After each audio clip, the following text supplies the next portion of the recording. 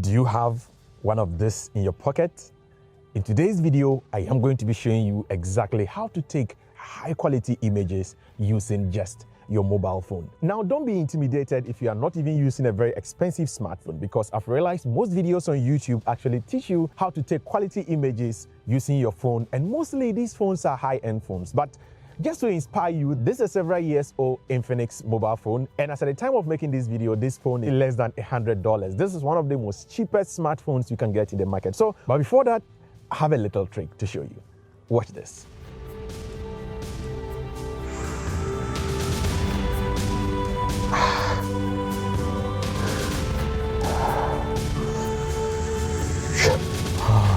Yeah, that is it.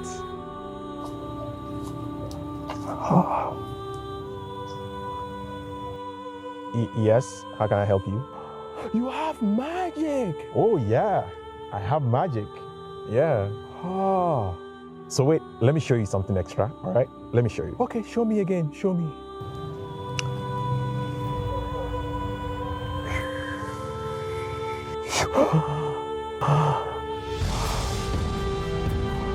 My God. Yeah, that is it. Please teach me. I want to know how to do this. Oh yes, I can show you. However, I have to teach my audience. I need to show them how to use a mobile phone to take quality pictures. If you want to see more of this, just sit back, relax. Let me finish with my audience. When I'm done, I'll definitely teach you how to use this, right? Okay. All right, no problem. Okay. Right. Great. I'll wait. I'll sit. Okay. Oh, magic. Wow. Okay, so having something like this has really democratized photography. And having this in your pocket means you can take really high quality pictures. You just need to treat this like the way you would treat a traditional camera. Because this is very small, when you take it out of your pocket, there's a likelihood that this side might be dirty. So you use something like a hanky to just clean it, or probably just use your shirt or somewhere else to clean the lens. The next step is to open your phone's camera. So after opening your camera, the first thing you should do is to make sure that the camera is actually capturing at the highest setting. So if you're using an Android phone like this, all you need to do is just to tap the setting button. And as you can see, this is the menu that you'll get. Go to picture size, or in some phones, it might be picture resolution. And over here, you have several options. Now, this is a whole topic on its own, but this is geared towards beginners, so I'm just going to simplify this.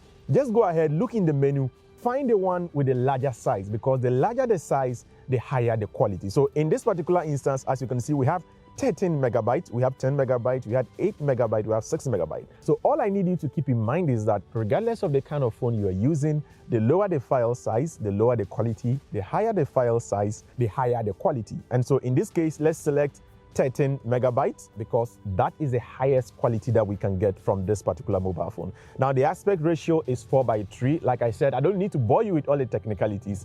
Just go ahead and select the highest setting that you can find on your mobile phone. Now, before you take the image, you need to compose your shot. Composition is free. And remember in the beginning of the video, I actually told you that we must treat this like a traditional DSLR or mirrorless camera, even though it is a mobile phone. So let's go ahead. In this particular mobile phone, how we access this feature is go to the settings, and as you can see, there's a function called grade.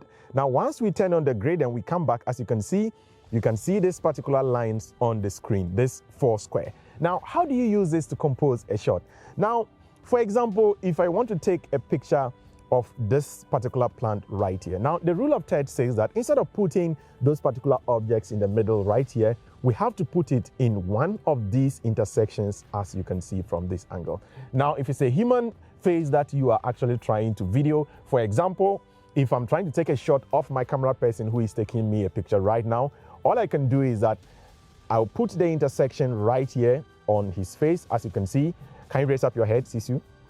Yeah, so I put this intersection right around his eye area, then you take the image. Or if the person is looking to this side of the image, you can actually take it like this, giving much more space at this particular side of the screen. So that is how you use this particular one. And that takes me to the third point, which is always tap to focus. Now, regardless of the kind of phone you are using, all you need to do is just to point it to the object. And as you can see, the background is kind of clear and this thing is kind of like rather blurred. So what we have to do is just to tap on what we actually want. And as you can see, this green circle will appear, or depending on the kind of phone you are using, it might be a green square, which means that that particular side is in focus. Now, what does focus mean? That means that particular side will be clear, or that particular side will be sharp, and the background will be blurred. So in this case, if I tap on the background here, as you can see, the phone thinks that I want to take a picture of the background, so it changes the focus to the background. Now, the next point is also to check that your exposure is actually right. Mobile phones like this combine those two features with the focusing function. Now, how does this work? Now, if I tap inside here, then as you can see, the lighting changes immediately. That is because even though it's trying to focus, it's also trying to adjust the exposure. Exposure here, in layman's terms, simply means how bright or dark the image is. And so if I want to take here, as you can see, automatically the phone already reduces all the brightness, and as you can see, the background over here is a little bit much more darker in this particular light. So the focus function is actually combined with the exposure. So if I touch here, then the phone automatically, as you can see, the lighting has dropped because it knows that I want to capture around this area. So, however, there are certain instances where when you tap the phone, the brightness level and the focusing might not be so right. So once you touch, you can touch hold, and a small bar will appear, and you can use this bar to either increase it manually or decrease it manually. So that is what this small bar is all about. Now, if you're using a high-end phone like an iPhone or maybe a Samsung S22 Ultra, immediately you click like that, it will ask you if you actually want to focus lock or you actually want to control the exposure. But with lower-end smartphones like this, it won't give you those options. So all you need to do is just to keep it in mind that once you tap on the person, you are going to be affecting the light and how sharp or blurred the person is. Now, the final tip I want to give you is that for every gadget that you use, whether it's a regular camera or it's a mobile phone camera, at the end of the day, you need to use that particular gadget to its strengths. Now, what is the strength of a mobile phone camera? The best strength of it, I have noticed, is the fact that it is very good for micro photography or micro shots.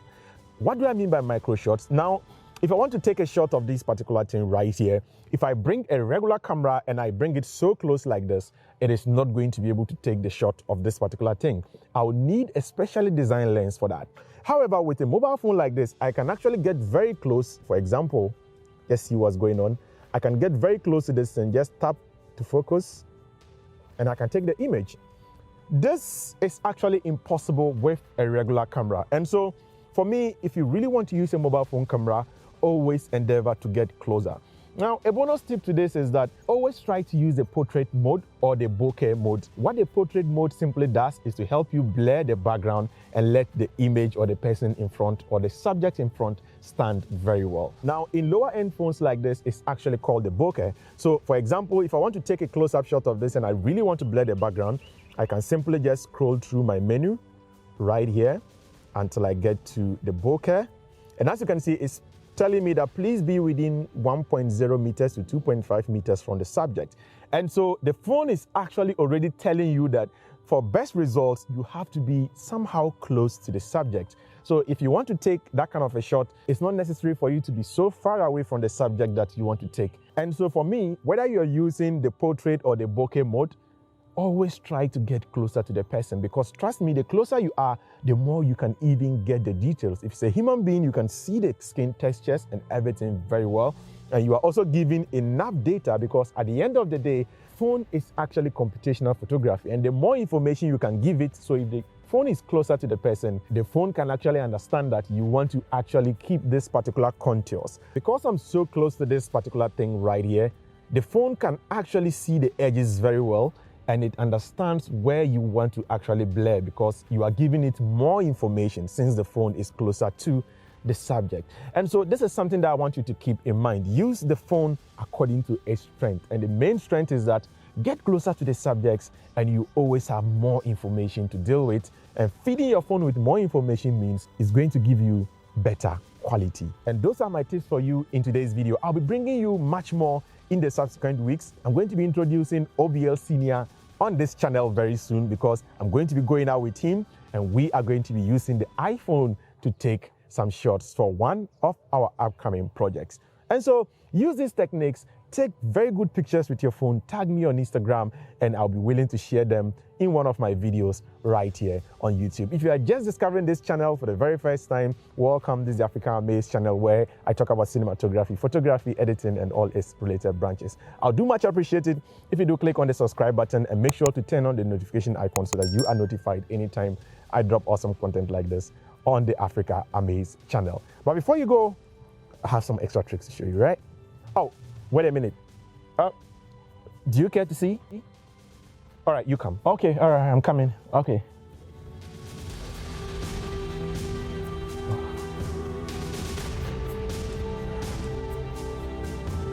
Yeah. So let me see. All right, so watch this, right?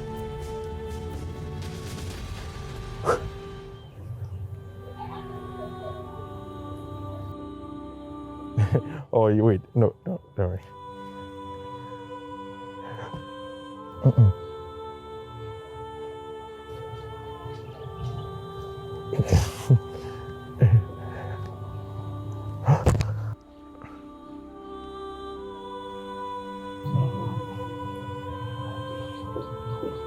Oh, no.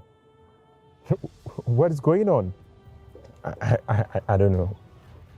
Oh, come on. You don't have magic. Oh, you don't. Oh.